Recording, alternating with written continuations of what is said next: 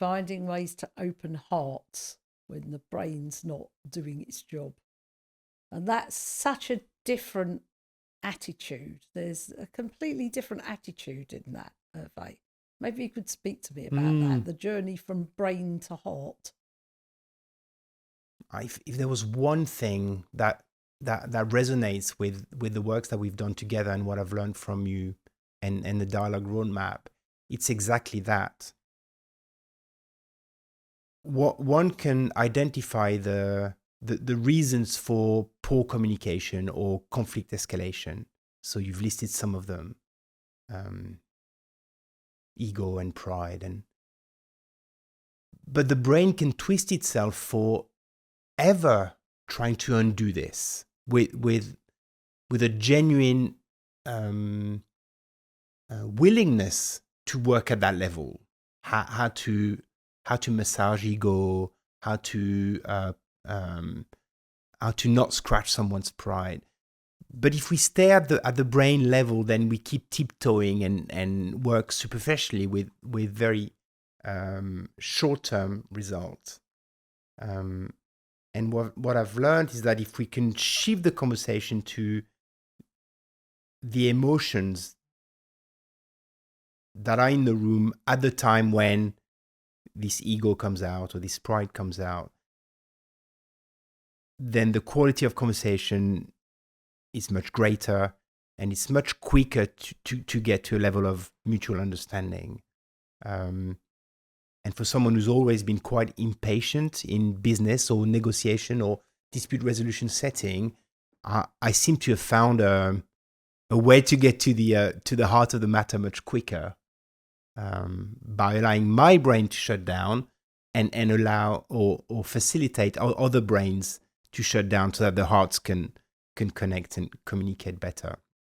So yeah, that sounds a bit fluffy, but when you go through a hard business discussion and you're able to put that in practice, there is some magical outcome coming out of those.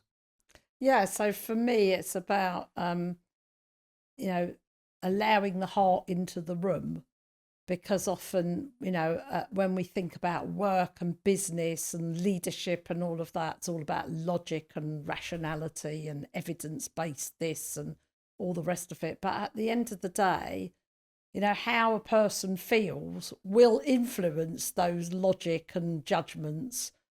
Or, as you say, the mind will want to play games, and then we get into manipulation and game playing and strategy.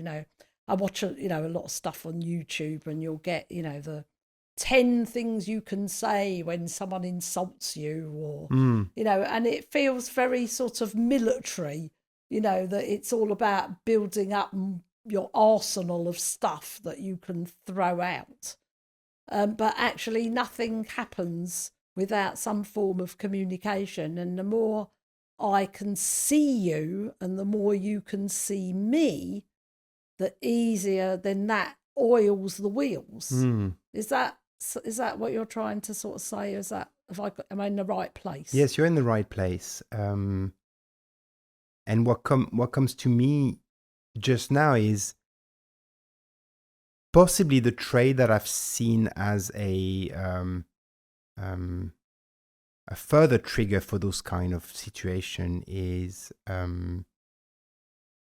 maybe even beyond pride or ego, is insecurity. So the brain continues to lead the conversation because the individual doesn't have the self-confidence or self-appreciation to allow for some of those vulnerabilities to come out. And those insecurities turn into a very logic-based, intellectually driven type of conversation.